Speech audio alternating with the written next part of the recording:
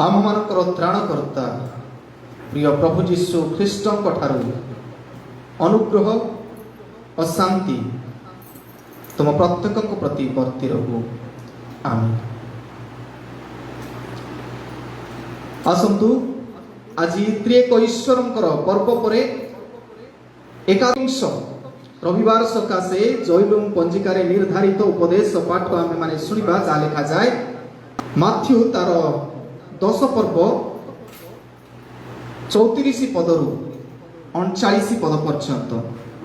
Matthew तार 10 पर्व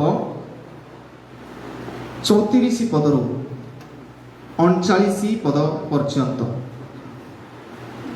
और देखंतु एठारे एही परि लिखा जाए मुझे पृथ्वी रे शांति देबाकू आसी अछि एहा मने करो नाही। शांति देबाकू न आसी बरं खड़ग देबाकू आसी अछि। कारण मु पिता सहित पुत्रर और माता सहित कन्यार पुणी सासु सहित बहुर विरोध घटाइबाकू आसी अछि। आउ मनुष्यर निज परिजन ही ताहार शत्रु हेबे। जे पिता की माता को मोठारु अधिक प्रिय ज्ञान करे से मोहर योग्य नहीं।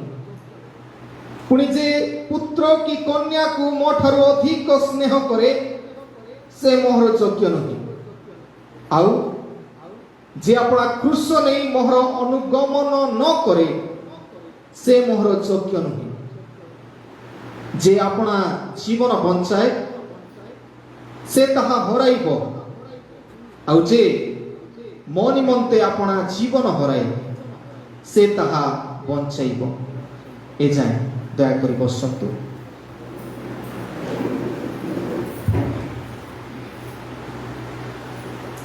प्रभुकर महानामर धन्यवाद हो। प्रभु आम अनुग्रह करी नूतन सप्ताहटीए देले नूतन दिवसटीए देले। आम मध्य मु देखुची केते जन नुआ व्यक्ति विशेष आउ गिरजाघर उपस्थित मु अनुरोध करी से माने दयाकरी छिड़ा हेबे आउ परिचय आम नेबा पई चाहूँ।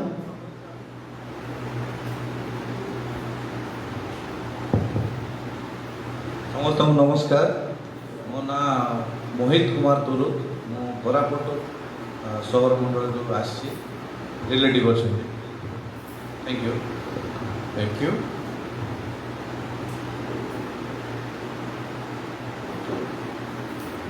समस्त नमस्कार। अभिषेक भाई मोर सह तो ता सहित थैंक यू। तो प्रभु आपण मानक जेतेबेले समय दियंती एई मंडलीर अंशी हेबा पई आमे मंडली तरफरु अनुरोध करू। तेबे आसंत माने वाक्य मध्य को जीवा पूर्वरु ईश्वर को चरण निकट रे समर्पित हेबा प्रार्थना करिबा। आसंत प्रार्थना करिबा। हे वाक्य रूपी ईश्वर तुम्हें आम जीवन को वाक्य दे सजाड़ी थाओ। आम अयोग्य पापी तथापि तुम वाक्य आम को भेद कले आम तुम सेवा कार्य निमंते योग्य विवेचित हो। आम चक्षु खोली दियो जेपरी आम तुमको देखी पारिबु। कर्ण खोली दियो जेपरी तुम रब को शुणी पारिबु। मुख खोली दियो तुमरी वाक्य अन्य मान निकट में कही पारिबु।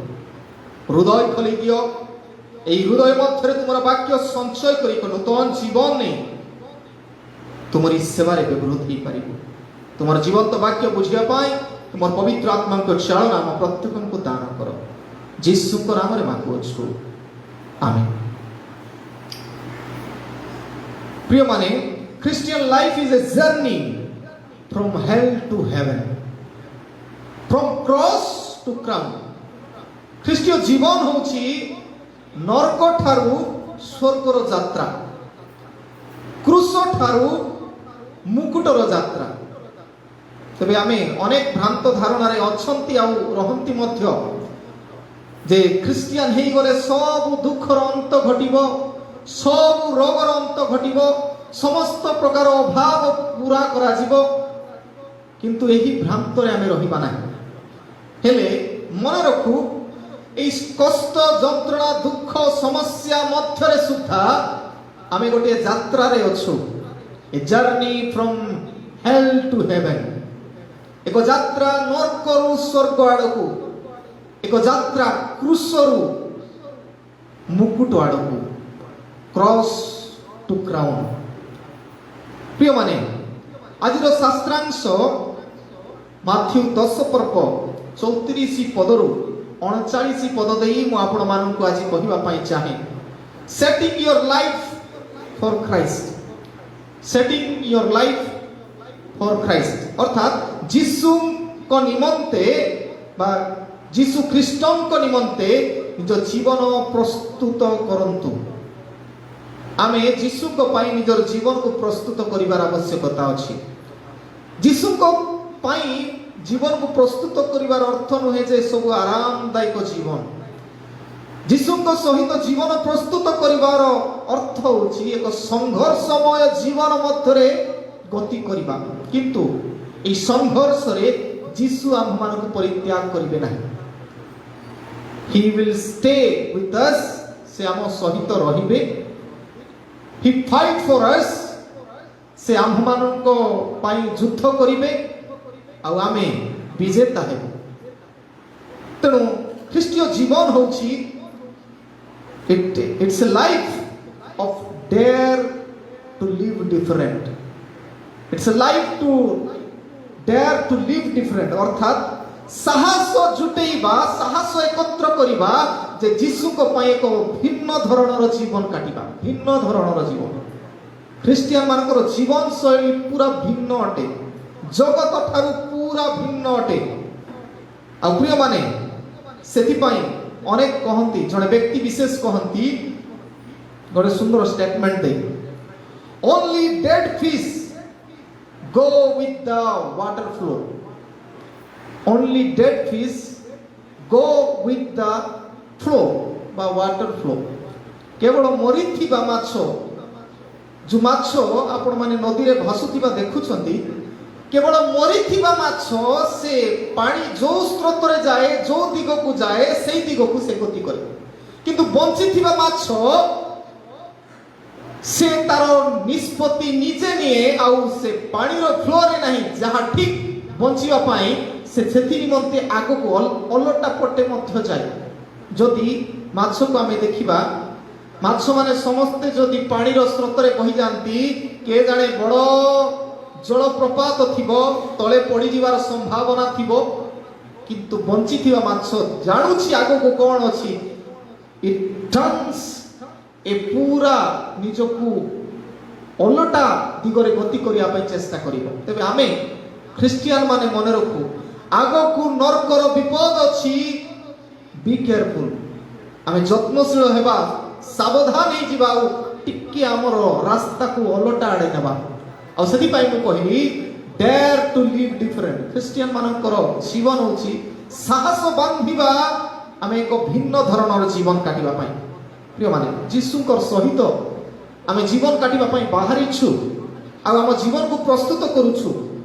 ତେବେ ମନେ ରଖୁ, ତିନୋଟି ଚ୍ୟାଲେଞ୍ଜେସ୍ ଅଛି, ତିନୋଟି ବିଷୟକୁ ଆମେ ଧ୍ୟାନ ଦେବାର ଆବଶ୍ୟକତା ଅଛି। ଫାର୍ଷ୍ଟ ଥିଙ୍ଗ, ପ୍ରଥମ ବିଷୟ, review your piece. Review your piece ଅର୍ଥାତ୍ ଆପଣମାନଙ୍କର ଶାନ୍ତିକୁ ଟିକେ ସମୀକ୍ଷା କରନ୍ତୁ। ଆପଣମାନେ ଯେଉଁ ଶାନ୍ତିର ଜୀବନ କାଟୁଛନ୍ତି, ଆଉ ମୁଁ ମଧ୍ୟ ଯେଉଁ ଶାନ୍ତିର ଜୀବନ କାଟୁଛି, ମୁଁ ଟିକେ ସମୀକ୍ଷା କରିବାକୁ ପଡ଼ିବ। ମୁଁ ପ୍ରକୃତ ଶାନ୍ତିରେ ଅଛି ନା କେବଳ ପ୍ରତାରଣା ପୂର୍ବକ ଶାନ୍ତି ଜୀବନ କାଟୁଛି। ଯେତେବେଳେ ଆମେ 34 ପଦ ପଢୁଛୁ, ମାର୍କ 10 ପର୍ବ 34 ପଦ, ଆଉ ସେଠାରେ ଲେଖାଯାଏ, ଯୀଶୁ କହୁଛନ୍ତି, ମୁଁ ଯେ ପୃଥିବୀରେ ଶାନ୍ତି ଦେବାକୁ ଆସିଅଛି ଏହା ମନେ କର ନାହିଁ। ଶାନ୍ତି ଦେବାକୁ ନ ଆସି ବରଂ ଖଡ଼ଗ ଦେବାକୁ ଆସିଅଛି। ଆଶ୍ଚର୍ଯ୍ୟ ଲାଗେ, ଅନେକ ଆସନ୍ତି ଯୀଶୁଙ୍କ ପାଖରେ ଶାନ୍ତି ପାଇବା ପାଇଁ, ଅନେକ ମଧ୍ୟ ପ୍ରଚାର କରନ୍ତି ଆଉ କହନ୍ତି, if you come to Jesus you will get peace. ତୁମେ ଯୀଶୁଙ୍କ ଠାରୁ ବିଶ୍ୱାସ କଲେ ଶାନ୍ତି ପାଇବ। ବଟ୍ ଯୀଶୁ ଏଠାରେ କହୁଛନ୍ତି, ମୁଁ ଏଠାରେ ବା ପୃଥିବୀରେ ଶାନ୍ତି ଦେବାକୁ ଆସି ନାହିଁ, କିନ୍ତୁ ଖଡ଼ଗ ଦେବାକୁ। ଖଡ଼ଗ କାହିଁକି ଦରକାର? हिंसा आरंभ करिया पाए हिंसा देवा को आसी बोली यीशु कहते हाउ डू इवालुएट और किपर याको आमे बुझुछु ताहा प्रमुख विषय अटे प्रिय माने आमे जेतबेले बाइबल अध्ययन करू आ यीशु को बाइबल मध्य साक्ष्य दिए जदि आपण माने पढ़िबे जिसाय तार 9 पर्व 6 एवं 7 पद टे गाड़ी पढ़ी देबे जिसाय 9 पर्व तार 6 एवं 7 पद रे लिखा जाए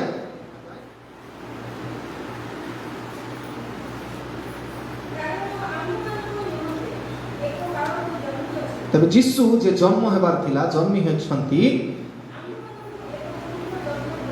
से पुत्र को आमे पाइछु दत होई अछंती तांको भार रे कर्तृत्व भार शासनर भार थुआ जीवो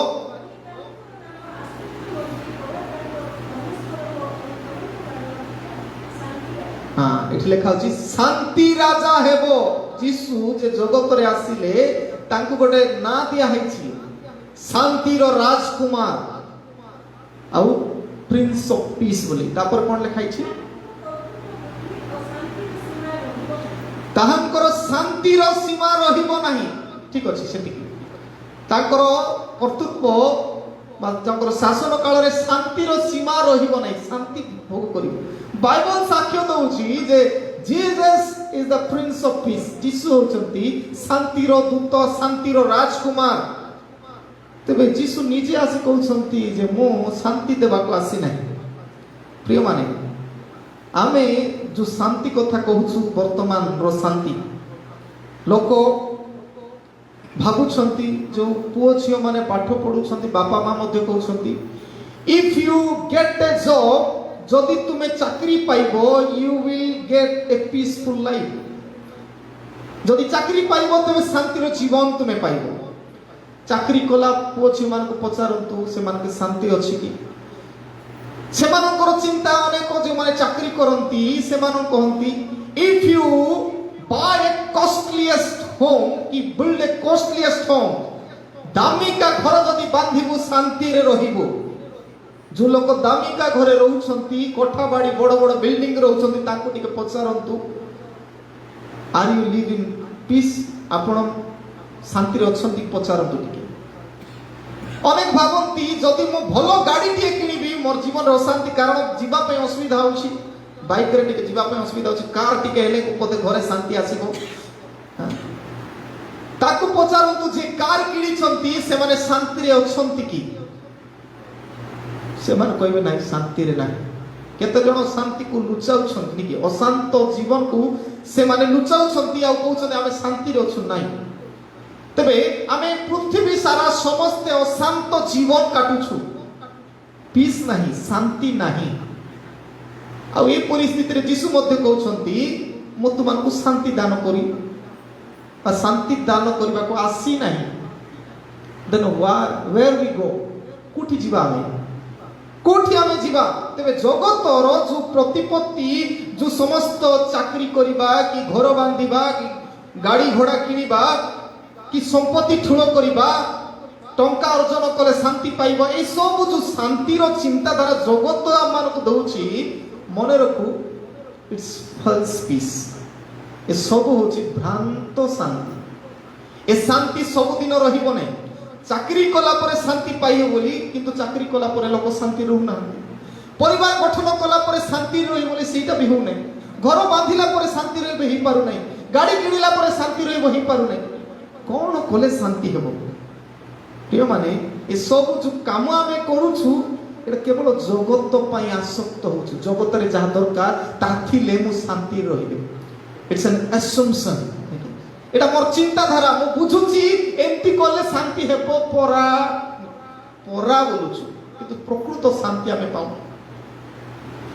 हमर असम्पशन हमर भावना के जाने मु ए सब कले शांति पाइबी बोली आ सीधा सड़क जो माने बेसी मात्रा रे जगत सहित अटैच अछंती जड़ित होई कर जीवन काटुछंती आज अनेक आम गिरजा रे केते जण आसी नांती विभिन्न प्रकार कार्य रे व्यस्तता नै से मानकर भावना रे बोधे आउ दुई पैसा चाकरी रे कमाइले कि बिजनेस रे कमाइले कि अन्य विषय कले मते शांति मिलबो परा तबे मो परा रे जीवन काटुछु ए परा को छाड़िबा को पड़िबो शांति सेठी अछि जेउठारे कोन अछि मु कहबी प्रिय माने जगत सहित शांति स्थापन करिया पय आमे गोटे कॉन्ट्रैक्ट करिछु मु एटा पाइले मु शांति रे रहिबी किंतु सेटा फुलफिल हे पारु नै सेति पय जाकुब तार 4 पर्व 4 पद कहे जाकुब 4 पर्व 4 पद कोन कहे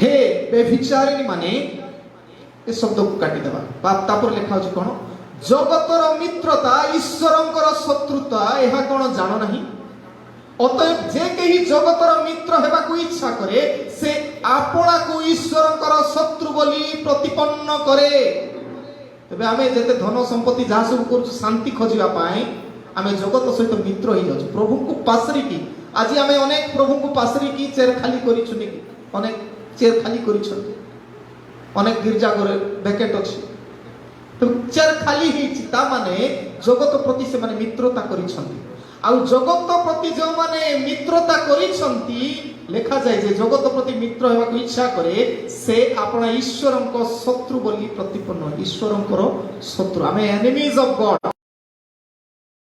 ईश्वरंकर शत्रु को किपरि शांति आसीबो मते कहंतु जदि आमे ईश्वरंकर शत्रु पाली दिछु आमे निजे प्रश्न करबा ईश्वरंकर शत्रु केते बेले हो जते बेले जगत प्रति बेसी मित्र हो घनिष्ठ हो प्रभु को डाकिबा प्रभु को प्रार्थना करबा बाइबल ध्यान की गिरजा आसीबा छाड़ी दो तबे आमे जगत सहित मित्र बांधिछु आमे शत्रुता ईश्वरंकर सहित अछि तबे से शत्रुता जदि ईश्वरंकर सहित अछि मु किपरि शांति पाइबी तर मु कहबी if it is not living peace with the world but with God we will get peace ईश्वरंकर सहित थिले ही आमे शांति पाई आज आमे काहे कि अनेक समय अशांति जीवन काटुछु कारण आमे ईश्वरंकर सहित नाहु सेथि पई ए अशांत जीवन आम जीवन रे रहिछि जहन तार रोमियो तार 5 पर्व एक पद सुंदर कथा कहि रोमियो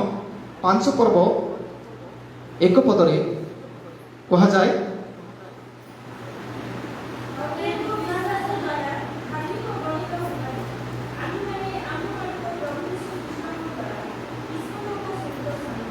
कौन कह अतएव विश्वास द्वारा धार्मिक गणित हेबारु आमे यीशु को विश्वास करिबा हेतु ताकर पाख को आसीबा हेतु पुणी आम्हे माने धार्मिक गणित हेबा निमंते कौन कहजी आम्हे माने आम्भमानको प्रभु यीशु ख्रीष्टଙ୍କ द्वारा ईश्वरଙ୍କ सहित शांति रे अछु आमे का सहित शांति रे अछु ज्योति आमे धार्मिक अर्थात ईश्वरଙ୍କର सहित घनिष्ठ संपर्क स्थापन करूछु तेबे ही शांति पाइबो आमे निजे डिसाइड करबा कु पटे आम अछु हमर निकति जदि तोला जाउछि का को बेसी गुरुत्व दउछु प्रभु कड़े आमे ढुळी जाउछु ना जगतर सब अर्जन करिया पय ढुळी जाउछु तबे केमिति शांति आमे पाइबो आ सेति पय सीधा सड़क को होछि ईश्वरंकर सहित शांति रे अछु बोली अछु it's a perfect present perfect नहीं जो मान को पचारंतु जो लोक प्रभु तारे जीवन काटुछन प्रभु को सहित रे जीवन काटुछंती अल्प रे मध्य संतुष्ट जीवन काटुछंती से मानकर जीवन रे शांति अछि जो मानकर जीवन रे अल्प रे संतुष्ट आउरी करबी आ करी करी प्रभु को पासुरी जाउछंती से मानकर जीवन रे शांति नहीं आ यीशु मध्य एठी कहउछंती कोन आ गोटे पदरे यीशु निजे कहिछंती कोन बोली जदि जोहन 14 पर्व तार 27 पद आपण माने पढिबे जोहन 14 पर्व 27 पद रे कोन कहउछि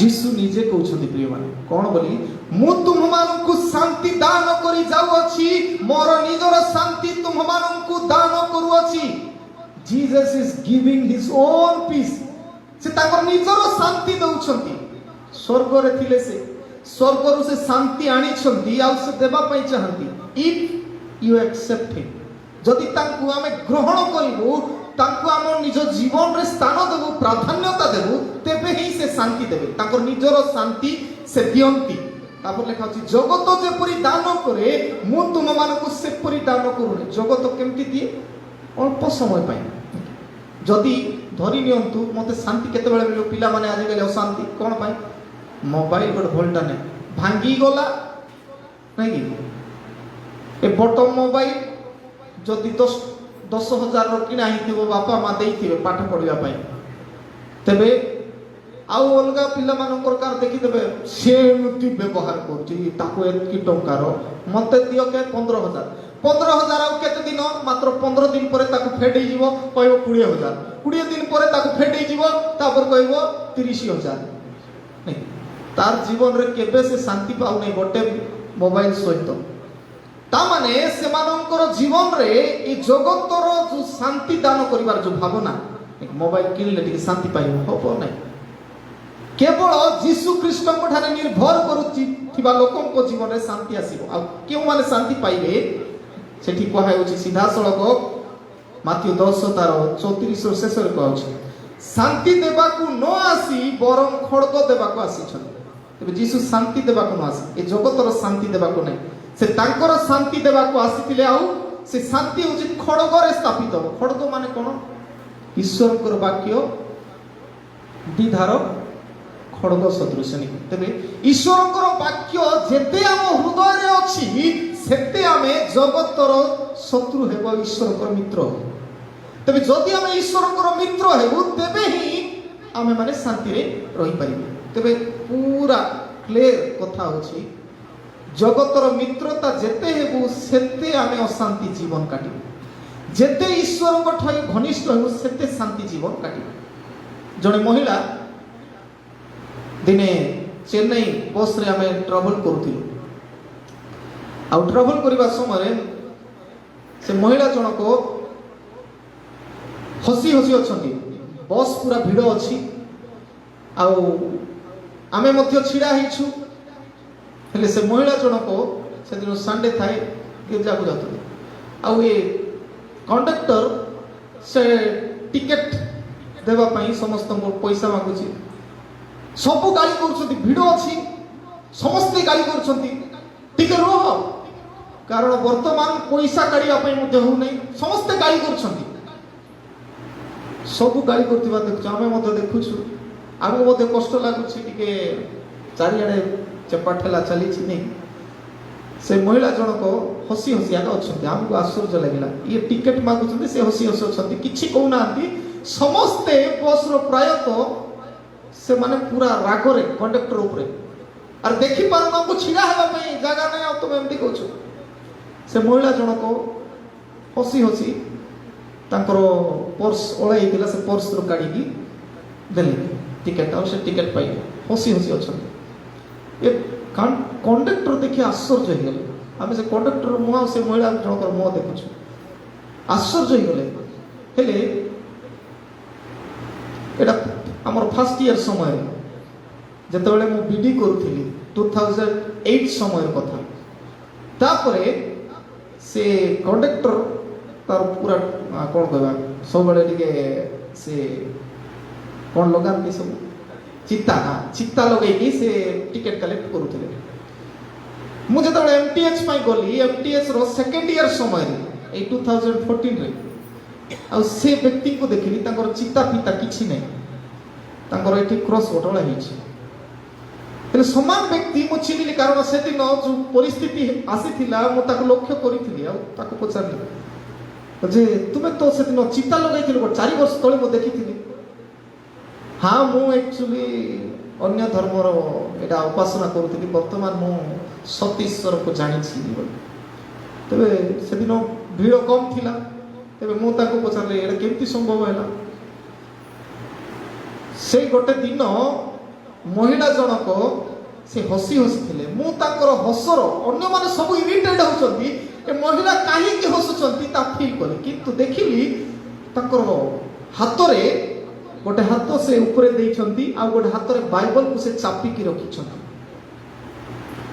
हेले अन्य माने समस्त इरिटेट होचंती किंतु से हस हस मोहरे अछंती शांत स्वभाव रे अछ मु ताको पचारली एते लोक मते गाली जेतेबेले ओल्हेबा समय तापर एते लोक गाली करछंती आ तुमे काहे कि हसुथिलो बोली मु ताको पचारली से कहिले जे मोर ହସ ଆଉ ଶାନ୍ତି ରହିବା କାରଣ ହେଉଛି ବାଇବଲ। ଏ ବାଇବଲ ଯେ ପଢିଛି, ଏ ବାକ୍ୟ ଯେ ପଢିଛି, ତା ଜୀବନରେ ଶାନ୍ତି ଆସିଛି, ସେ ଆନନ୍ଦରେ ଜୀବନ କାଟନ୍ତି। ମୁଁ ମଧ୍ୟ ସେମିତି ଅଛି।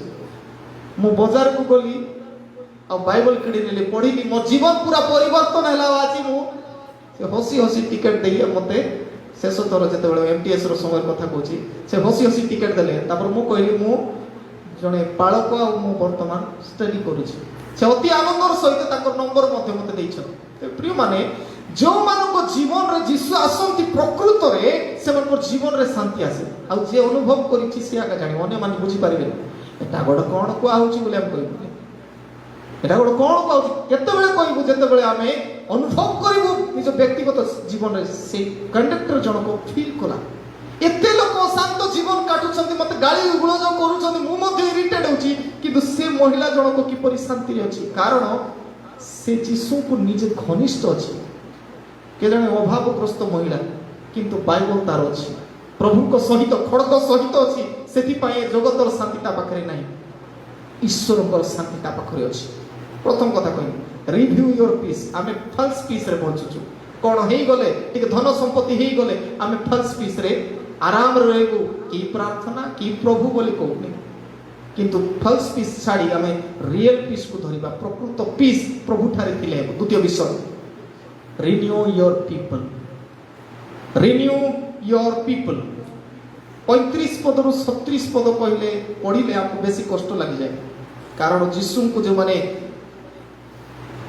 ଯୀଶୁଙ୍କ ନିମନ୍ତେ ଯେଉଁମାନେ ଜୀବନକୁ ପ୍ରସ୍ତୁତ କରୁଛନ୍ତି ସେମାନଙ୍କ ପାଇଁ ଗୋଟେ ବଡ଼ ସମସ୍ୟା ଲେଖା ଅଛି।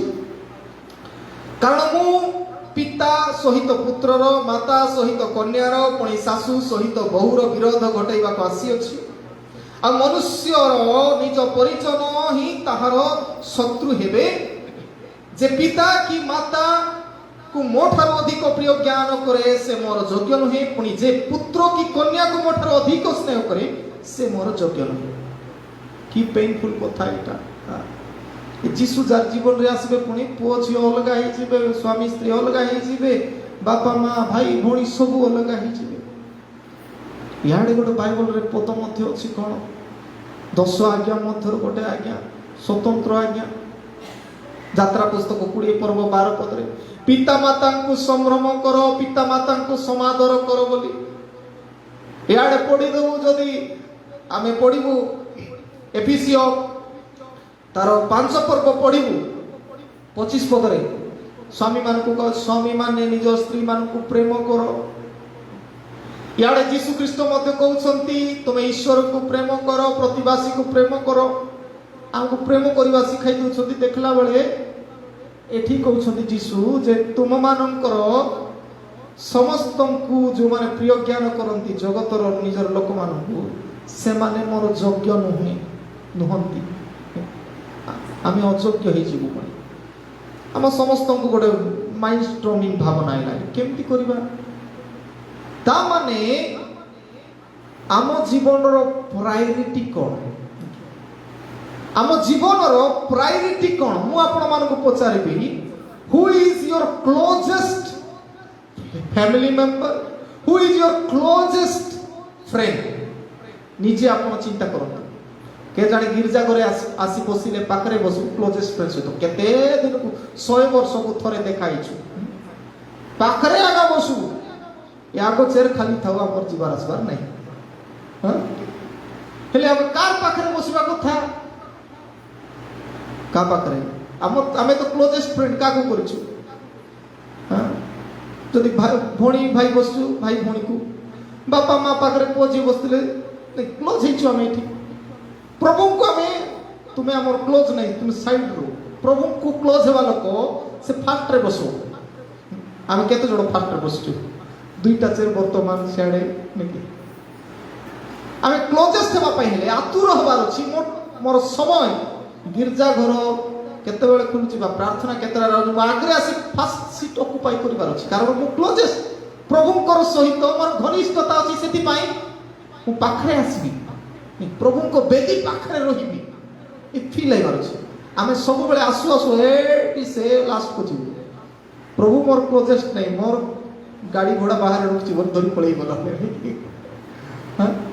କାହା ସହିତ କ୍ଲୋଜ୍ ହେଇଛୁ କେ ଜାଣେ କାନ୍ଥ ସହିତ ଆଟାଚ୍ ହେଇଗଲା ପଡ଼ିଲା ବଡ଼ ସମସ୍ୟା ପ୍ରିୟ ମାନେ ମୁଁ କହିବା ପାଇଁ ଚାହେଁ ଆମେ କାହା ସହିତ ଘନିଷ୍ଠ ହେଇପାରିବା ଜୀବନର ଶେଷ ରାତ୍ରି ପର୍ଯ୍ୟନ୍ତ is it your husband is it your wife is it your childrens is it your sister or brothers କାହା ସହିତ ଯେ ଆପଣଙ୍କର ଜୀବନର ଆରମ୍ଭରେ ରହିବେ ଆଉ ମଲା ପର୍ଯ୍ୟନ୍ତ ରହିବେ କିଏ କ୍ଲୋଜେଷ୍ଟ ଯିଏ ଆପଣଙ୍କର ଆରମ୍ଭରୁ ଶେଷ ପର୍ଯ୍ୟନ୍ତ ସହିତ ଥିବ ସେ କ୍ଲୋଜେଷ୍ଟ ସେଥିପାଇଁ ଈଶ୍ୱର କହୁଛନ୍ତି ଯେଉଁମାନେ ଏ ଜଗତର ଭାଇ ଭଉଣୀ ଜ୍ଞାତି କୁଟୁମ୍ବକୁ ବେଶୀ ଗୁରୁତ୍ୱ ଦେଉଛି ଯୀଶୁ କହୁନାହାନ୍ତି ଆଉ ଈଶ୍ୱର କହୁନାହାନ୍ତି ଯେ ବାପା ମା ସହିତ ତୁମର ସମ୍ପର୍କ କାଟିଦିଅ ଯୀଶୁଙ୍କୁ ବିଶ୍ୱାସ କର ସେମିତି ନାହିଁ ଦ୍ୟାଟ୍ ଇଜ୍ ୟୋର ରେସ୍ପନ୍ସିବିଲିଟି ଯେଉଁ ବାପା ମା ତୁମକୁ ଜନ୍ମ ଦେଲେ ତାକୁ ଭୁଲିଯିବ କି ପ୍ରଭୁଙ୍କୁ ବିଶ୍ୱାସ କରୁଛି ବୋଲି ମୁଁ କହିଛି ପ୍ରଭୁଙ୍କୁ ବିଶ୍ୱାସ କରୁଛି ବା ପ୍ରଭୁଙ୍କୁ ପ୍ରେମ କରୁଛି ବୋଲି ଯଦି ଯିଏ ନିଜର ଭାଇ ଭଉଣୀ ଜ୍ଞାତି କୁଟୁମ୍ବ ପଡ଼ୋଶୀକୁ ଘୃଣା କରେ କ'ଣ ବୋଲି ଲେଖାଇଛି ସେ ମିଥ୍ୟାବାଦୀ ମନେ ଅଛି ସେ ବାକ୍ୟ କହିଥିଲି 1 ଜନ୍ 4:20 ପ୍ରଥମ ଜହନ 4:20 4:20 ମୋ ସମାନ ଶବ୍ଦ କହିଥିଲି 4:20 ବୋଲି କେତେ କ'ଣ ସେଟା ଜାଲାରୀ ଲୋକ ଆମେ ଯଦି ନିଜର ରେସ୍ପନ୍ସିବିଲିଟି ଦାୟିତ୍ୱକୁ ଛାଡ଼ିଦେବୁ ତେବେ ଆମେ ଜାଲରେ 4:20 ବଢ଼ିଆ ଜାଗାରେ ଲେଖାଇଛି ତେବେ ମୁଁ କହିବାର ଉଦ୍ଦେଶ୍ୟ ହେଲା ଯେ ଆମେ ଆମ ଜୀବନରେ କାହାକୁ ବେଶୀ ପ୍ରାୟୋରିଟି ଦେଉଛୁ ଫାର୍ଷ୍ଟ ପ୍ରାୟୋରିଟି ଘରେ ଯଦି ଧରିନିଅନ୍ତୁ ୟଙ୍ଗ ପିଲାମାନେ ଅଛନ୍ତି କି ବୟସ୍କ କି ଅନ୍ୟାନ୍ୟ ସମସ୍ତେ ଅଛନ୍ତି ଆମେ ଫିଲ୍ କରିବାର ଅଛି ଗିର୍ଜା ସମୟ ହଉ ହଉ ଆମେ ଯଦି ପ୍ରାୟୋରିଟି ଦେବୁ ସବୁ ରେଡି ହେଲା ପରେ ମିଶିକରି ଯିବା କାହାକୁ ପ୍ରାୟୋରିଟି ଦେଉଛୁ ଫ୍ୟାମିଲି ପୁରା ପ୍ରାୟୋରିଟି ସମସ୍ତେ ଏକା ସହିତ ବାହାରି ଗିର୍ଜା ସମୟ ଆଗରୁ ଯିବା ଏ ଭାବନା ରହିବାର ଅଛି ତେବେ ଫ୍ୟାମିଲି ଯାକ ଆମେ କାହାକୁ ପ୍ରାୟୋରିଟି ଦେଉଛୁ ଈଶ୍ୱର କିନ୍ତୁ ଯୋଗାଯୋଗୀ ହେଇକି ଯିବା ବୋଲେ ଅସୁବିଧା ସେଇଟା ତ ପ୍ରିୟମାନେ ଏଠି ଆମେ ରିଭ୍ୟୁ କରିବା who is your own people renew କରିବା ଆଜିଠାରୁ ରିନ୍ୟୁ କରିବା ଆମେ ଯୀଶୁଙ୍କର ପାଖରେ ଆସିଲା ପରେ ଆମର ସମ୍ପର୍କ ବଦଳିଯାଏ କାହା ସହିତ ବେଶୀ ଘନିଷ୍ଠ ବାପା ମା ସହିତ ଆଜିକାଲି ପୁଅ ଝିଅମାନେ ଘନିଷ୍ଠ ନାହାନ୍ତି କାହାର ସହିତ ଅନେକ ସମୟରେ ଫେସବୁକ୍ ଫ୍ରେଣ୍ଡ ନାକି ହ୍ୱାଟ୍ସଆପ୍ ଫ୍ରେଣ୍ଡ ମାନଙ୍କର ସହିତ ବେଶୀ ଘନିଷ୍ଠ ଯେତେ ଦୂର ହେଇଯାଉଛନ୍ତି ସେତେ ଘନିଷ୍ଠ ହେଉଛନ୍ତି ସତରେ ଯେମିତି ମୁଁ ଅନେକ ସମୟରେ କହେ ସତରେ ଯେମିତି ଏ କୋଉଠି ପଡ଼ିପୁଡ଼ା ଗଲେ କି ହାର୍ଟ ଆଟାକ୍ ହେଇକି ଗଲେ କି କ'ଣ ହେଇଗଲେ ସେ ଫେସବୁକ୍ ଫ୍ରେଣ୍ଡ ଆଉ ହ୍ୱାଟ୍ସଆପ୍ ଫ୍ରେଣ୍ଡ ଆସିକିରି ତାକୁ ମେଡ଼ିକାଲ ନେବ ଏମିତି କ୍ଲୋଜେଷ୍ଟ ଫ୍ରେଣ୍ଡ ହେଇଛନ୍ତି ସେମାନେ ବାପା ମାଆକୁ ପଚାରିବି ନା କାନରେ ଲଗାଇ ଦେଇ ମୁଁ କହୁଥିଲି କାନରେ ଲଗାଇ ଦେଇ ତୁମେ କେଉଁ ସେ ବାପା ମା ଯଦି ଆଜିକାଲି ତ ଜେନେରେସନରେ ବର୍ତ୍ତମାନ ବଡ଼ ସମସ୍ୟା ହାର୍ଟ ଆଟାକ୍ ବେଶୀ ପ୍ରୋବ୍ଲେମ୍ ହେଉଛି ନି ହାର୍ଟ ଚକ୍ ହେଲା ଭଳିଆ ଏମିତି ପରିସ୍ଥିତି ଗୁଡ଼ାକ ଅଛି ସେ ବାଥରୁମରେ ପଡ଼ି ବାପା ମା ଡାକୁଥିବେ ଆରେ ଟିକେ ବାବା ବୋଲେ କାନରେ ଗେଞ୍ଜି କରି ମଲେ ମୋର ପ୍ରିୟମାନେ ଆମର ଜୀବନଶୈଳୀ ସେମିତି ହେଇଯାଇଛି ଆମ ପାଖରେ ଥିବା ଲୋକକୁ ସିଆଡ଼େ ମାତ୍ର ଟକେଟିଭ ଲଙ୍ଗ ଟକ୍ ଚାଲିଥିବ ଘରେ ବାପା ମାଆକୁ ଗଟପଟ କଥା ହେବୁନି କପାଇଛୁ ବୋଲା ଭଳିଆ ବାପା ମାଆକୁ ଆମେ କପାଇଛୁ ମାତ୍ର ତାର ସହିତ ବନ୍ଧୁ ବାନ୍ଧିଛୁ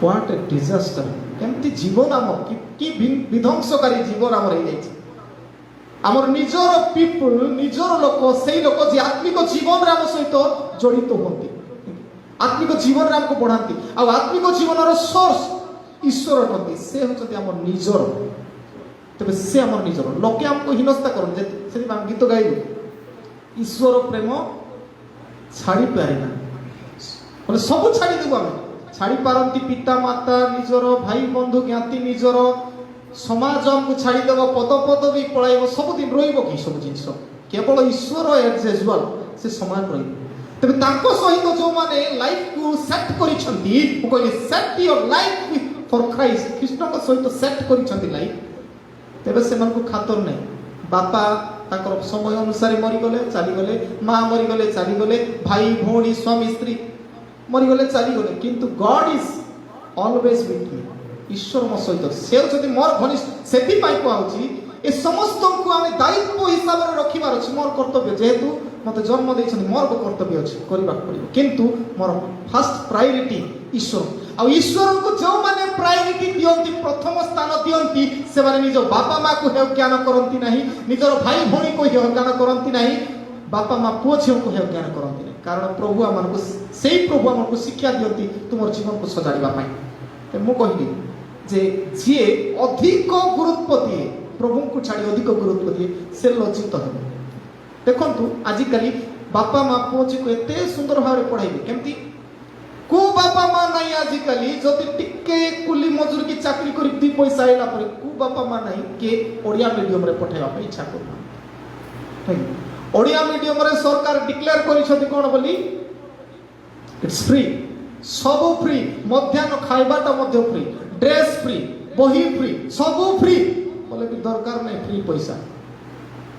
କ'ଣ କରୁ ମୋର ପିଲାକୁ ମୁଁ ଇଂଲିଶ ମିଡ଼ିୟମ ପଠାଇବି, ଡାବୁ ଦେଇକରି ପଠାଇବି, ପଇସା ଦେଇକରି ପାଠ ପଢ଼ାଇବୁ ପିଲାକୁ, ଭଲ କଥା, ମନା କରୁନାହିଁ।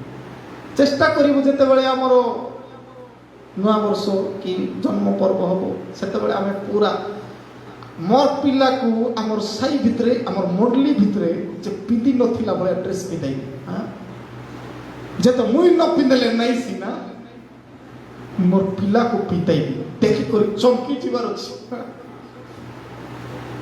ଦେଖିକି ଚମକି ଯିବାର ଅଛି, ସେମିତି ଡ୍ରେସ୍ ପିନ୍ଧାଇବି, କଷ୍ଟଲିଏଷ୍ଟ ଡ୍ରେସ୍। ଭଲ କଥା, କିଏ ମନା କଲା?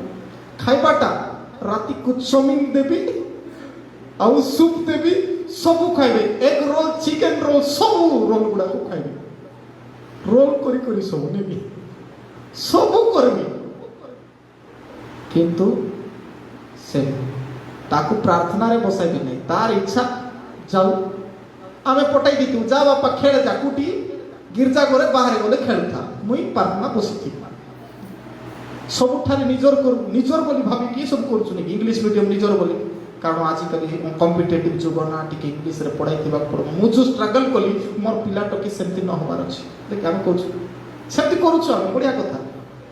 ତାପରେ ଭଲ ଭଲ ଡ୍ରେସ୍, ଜନ୍ମଦିନ ଆସୁ ଆସୁ ଏମାନଙ୍କର ଡିମାଣ୍ଡ ଯେମିତି ବାପା ମାର କାମ ମଧ୍ୟ ସେମିତି ସବୁ କରୁଛୁ, ୱେଲ୍ ଆଣ୍ଡ ଗୁଡ୍, ଠିକ୍ ଅଛି। କିନ୍ତୁ ପ୍ରାର୍ଥନା ଟାଇମ୍ରେ ବାହାରକୁ ପଠାଇ ଦେଉଛୁ ନାଇଁ, ଯା ବାପା ଖେଳୁଥା, ମୁଇଁ ଏକା ଆତ୍ମିକ ଜୀବନରେ ପଢ଼ିବି, ତୁଇ ବସିଥା।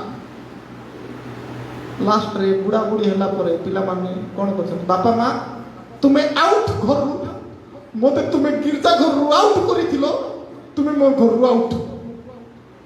ଅନେକ ପରିବାର ଆମେ ୱେଷ୍ଟର୍ଣ୍ଣ କଲଚର ଦେଇକରି ଆସୁଛୁ, ସମସ୍ତେ ମନେ ରଖୁ, ସବୁର ଦିନ ଆଇବ, ସମସ୍ତଙ୍କର ଦିନ ଆସିବ, ଆମେ ୱେଷ୍ଟର୍ଣ୍ଣ କଲଚରର ମଧ୍ୟରେ ଛନ୍ଦି ଯାଇଛୁ, ରୋଲ ଭିତରେ ଅଛୁ। ମୁଁ ଏକ ରୋଲ ବୋଲେ କହୁଥିଲି, ରୋଲ ଭିତରେ ଆମେ ଅଛୁ। ଦିନ ଆସିବ ଆପଣମାନଙ୍କର ପୁଅ ଝିଅ ଏ ଆଜିକାଲି ଆଇଲାଣି, ଯେତେ ଚାକିରି କରୁଛନ୍ତି ରାୟଗଡ଼ାରେ କିଏ କରୁନାହାନ୍ତି, ଯେଉଁମାନେ ନିଜର ଲୋକାଲ ଗାଁ ନାଇକି, ରାୟଗଡ଼ାରୁ ଯଦି ହାଇଦ୍ରାବାଦ କି ଦିଲ୍ଲୀ କି କୋଉଠି ବାହାରିଥିବ ଆହୁରି ଫେରବାର ନା ନାହିଁ, ସେଠି ସେଟେଲ ହେଉଛନ୍ତି। ଏ ବାପା ମା ବସି ଥାଉଛନ୍ତି ଘରେ, କେତେବେଳେ ଗୋଟେ ଫୋନ୍ ଆଇବ କାହିଁକି ପିଲାର। ହେଲେ କ'ଣ କରୁଛନ୍ତି, ବାପା ମା ଯେଉଁ ପଠାଇ ଦେଇଥିଲେ ପିଲାମାନେ ମଧ୍ୟ ଘରେ ପଠାଇ ଦେଉଛନ୍ତି, ତୁମେ ଘରେ ଯାଅ, ମୁଇଁ ଆରାମରେ ବୁଲିବାକୁ ଯାଉଛି, ନିଜର ସ୍ତ୍ରୀ ସହିତ ସେଟେଲ ସେଇଟା ରହିଯାଉଛନ୍ତି। କିଏ ପଚାରିବ? ପ୍ରିୟମାନେ, ଆମେ ଯେମିତି ତାଙ୍କୁ ବ୍ୟବହାର ଦେଇଛୁ ସେମାନେ ମଧ୍ୟ ଆମକୁ ବ୍ୟବହାର କରୁଛନ୍ତି।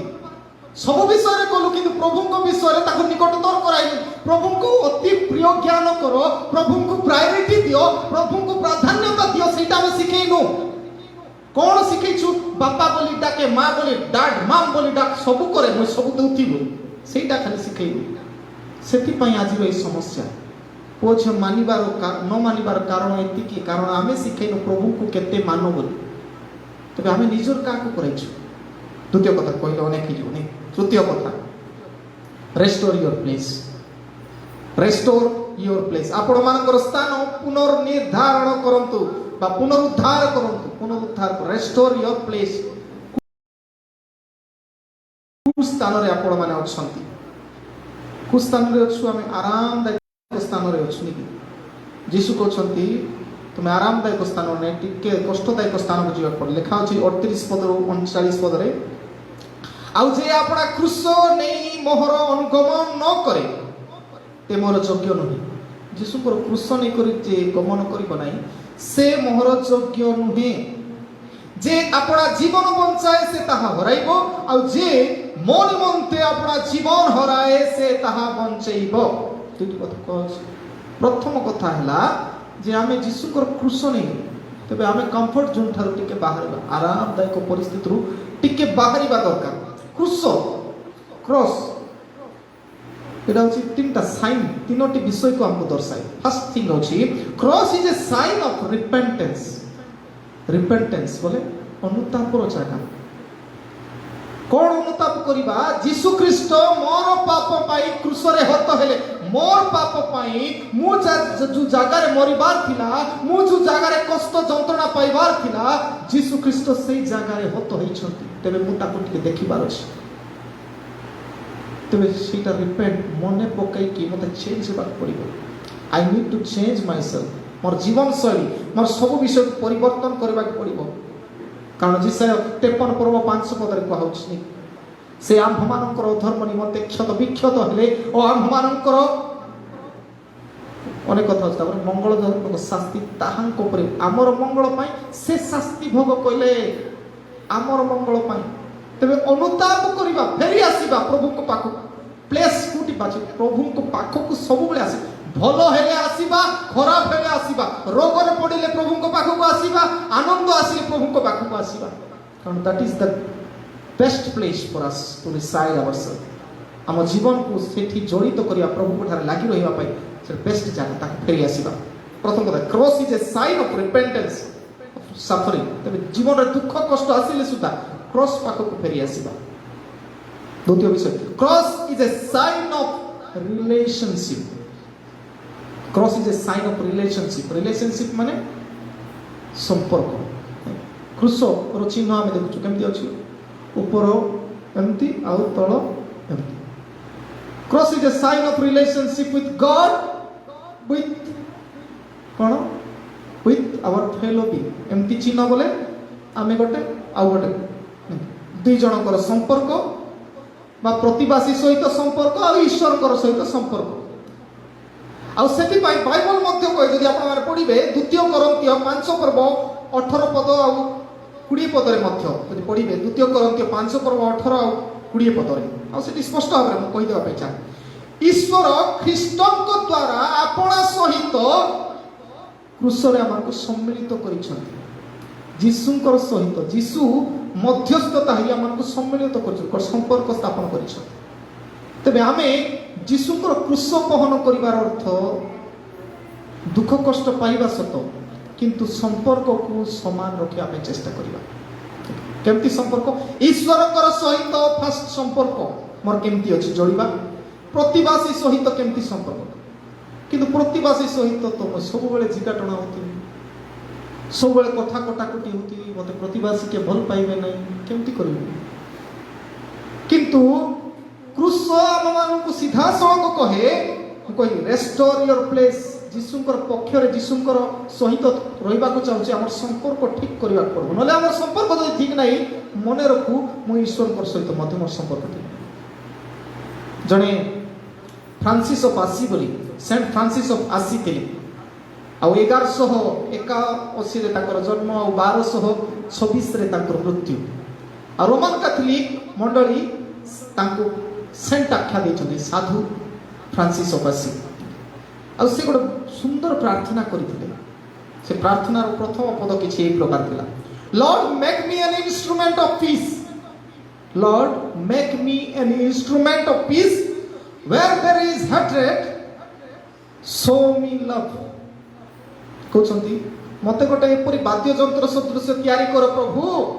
प्रार्थना करछथि गोटे वाद्य यंत्र एंती वाद्य यंत्र तयारी करो वेयर देयर इज हेट्रेड जोटी घृणा अछि लेट मी शो लव मते एमती भाबरे तयार करो मो प्रेम का भीतर मते जेते लोक घृणा करूथिले मध्य मते एमती भाबरे तयार करो प्रभु मु खाली प्रेम आगा दउथिबी केवल सेतिक नै से कहउछथि घृणा जदि करूथिबा लोक मानको पई मते प्रेम देबा पई सिखाओ इंजुरी बा आघात देवा लोक बाधिला भलिया कहउथिबा लोक को जते बेले मोर पाखरे रखछु प्रभु मते क्षमा देबा को सिखाओ जदि कहीं भ्रांत रे जाउछंती तेबे भ्रांत पथरे नउथिबा लोक मते सत्यता सिखाइबा पई कहो जदि कहीं संदेह मो जीवन रे रोपण करूछंती तेबे विश्वास रोपण करिबा पई मते सिखाओ निराशा रे जो माने अछंती से मानकु आशा देबार मते व्यवहार करो अंधकार रे जो माने गति करूछंती ସେଠି ଆଲୋକ ବିତରଣ କରିବା ପାଇଁ ମୋତେ ଦେଖାଅ। ଆଉ ଯେଉଁମାନେ ବିଷାଦ ଦୁଃଖଦାୟକ ଜୀବନ କାଟୁଛନ୍ତି ସେମାନଙ୍କୁ ଆନନ୍ଦ ଦେବା ପାଇଁ ମୋତେ ବ୍ୟବହାର କର। ଗୋଟେ ଇନଷ୍ଟ୍ରୁମେଣ୍ଟ କର। ଏମିତିକା ବାଦ୍ୟଯନ୍ତ୍ର କର ପ୍ରଭୁ। ମୋତେ ଘୃଣା କରୁଥିଲେ ମଧ୍ୟ ମୁଁ ପ୍ରେମ ବାଣ୍ଟୁଥିବି, ଆଘାତ ଦେଉଥିଲେ କ୍ଷମା ଦେବି, ମୋତେ ଭୁଲ ପ୍ରମାଣିତ କରୁଥିଲେ ମୁଁ ସତ୍ୟତା ଜଣାଉଥିବି, ସନ୍ଦେହ ମୋର ସହିତ ଯଦି ଅଛି ତେବେ ମୁଁ ବିଶ୍ୱାସ ଜାଗ୍ରତ କରାଉଥିବି। ଏସବୁ କଥା ସେ କହୁଛନ୍ତି। ତେଣୁ ଖ୍ରୀଷ୍ଟିଆନ ଲାଇଫ୍ ହେଉଛି ସମ୍ପର୍କକୁ ମଜବୁତ କରିବା। ଲୋକେ ଯେତେ ଘୃଣା କଲେ ମଧ୍ୟ ଯୀଶୁଙ୍କର ସଦୃଶ୍ୟରେ କୃଷ ଉପରେ ଯେଉଁ କ୍ଷମାର ବାଣୀ ସେ କହି ସେମିତି ଭାବଧାରା ଆମେ ନେଇ ବଞ୍ଚିବା, ତେବେ ଯାଇ ରିଏଲ ଖ୍ରୀଷ୍ଟିଆନ ପିସ୍ ଆମ ଜୀବନରେ ଆସିବ। ପିସ୍ କେତେବେଳେ ଆସିବ? ସେ କହୁଛନ୍ତି ମେକ୍ ମି ଆନ୍ ଇନଷ୍ଟ୍ରୁମେଣ୍ଟ ଅଫ ପିସ୍।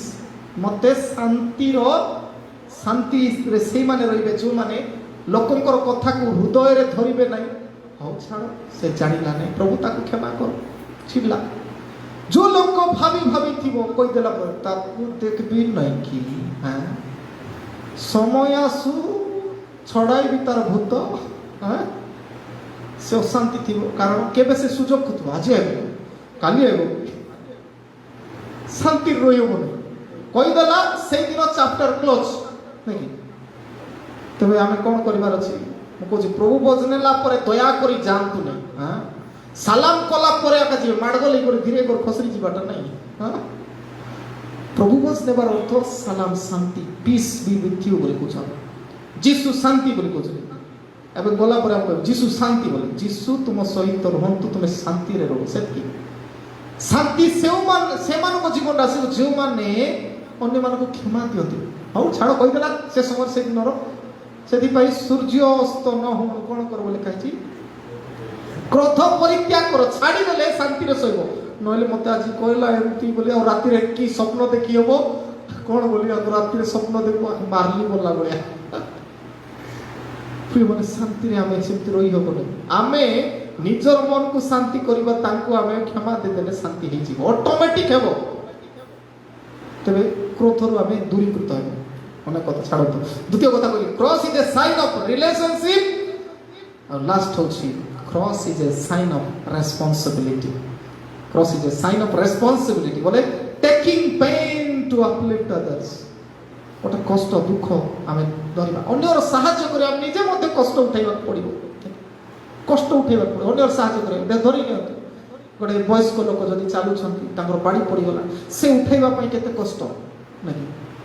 ହେଲେ ଆମେ ଭେଣ୍ଡିଆ ଲୋକ, ଆମେ ତ ପାରିବୁ ନା। ମୋତେ କି ନ ପଡ଼ିଲା ତାର ପାଇଁ ସେ ଟେକ୍ ବସିଲା। ଟେକିଂ ପେନ୍ ହେଲେ ଆମକୁ ବେଣ୍ଡ ହେବାକୁ ପଡ଼ିବ, ଆମକୁ କଷ୍ଟ ଲାଗିବ ନାଇଁ, ଆମକୁ କଷ୍ଟ ଲାଗିବ। ମାତ୍ର ସେଇଟା ଗୋଟେ ଡିଫରେଣ୍ଟ ଆନନ୍ଦ। ଆନନ୍ଦ ନିଜର ପାଇଁ ନିଜେ ଖୋଜିଲେ ମିଳିବ ନାହିଁ ପ୍ରିୟମାନେ। ଶାନ୍ତି ନିଜେ ଖୋଜିଲେ ମିଳିବ ନାହିଁ। ଶାନ୍ତି କେତେବେଳେ ମିଳିବ? ଅନ୍ୟମାନଙ୍କର ସେବା କଲେ ଶାନ୍ତି ମିଳିବ।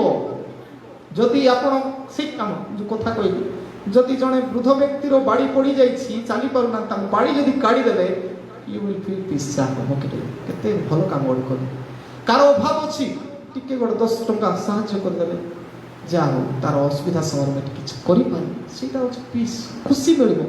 ଅନ୍ୟର ଖୁସିରେ ଆମର ଖୁସି। ନିଜେ ଖୁସି ହେଲେ ଯେତେ ଟଙ୍କାର ଯାହା କିଣି ଖାଇଲେ ମଧ୍ୟ କେତେ ଲୋକ ଦେଖିବେ ବଜାରରେ ନେଇକି ଦେଖୁନାହାନ୍ତି, ତମକୁ ଟିକେ ଭିତରେ ଏକଲା ଯାଇକରି ପୁରୀ ଖାଇଦେବି ଆରାମସେ।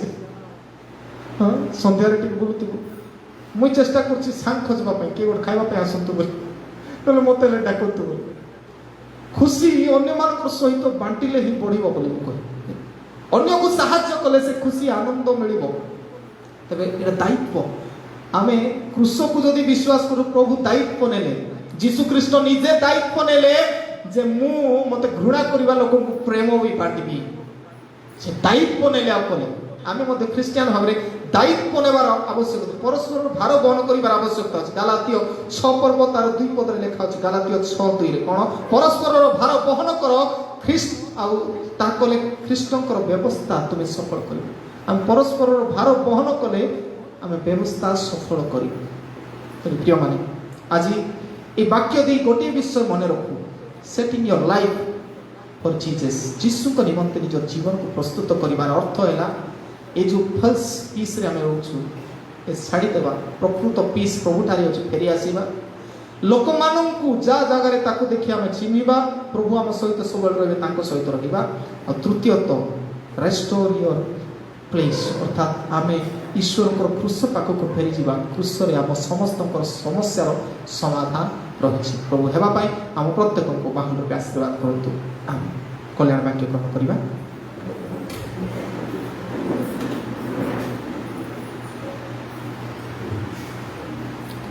समस्त बोधर गम्य जे ईश्वर सहाय शांति ता ख्रीष्ट जीशु सहभागितार तुम हृदय मन को सुरक्षा कर रखिब आमेन।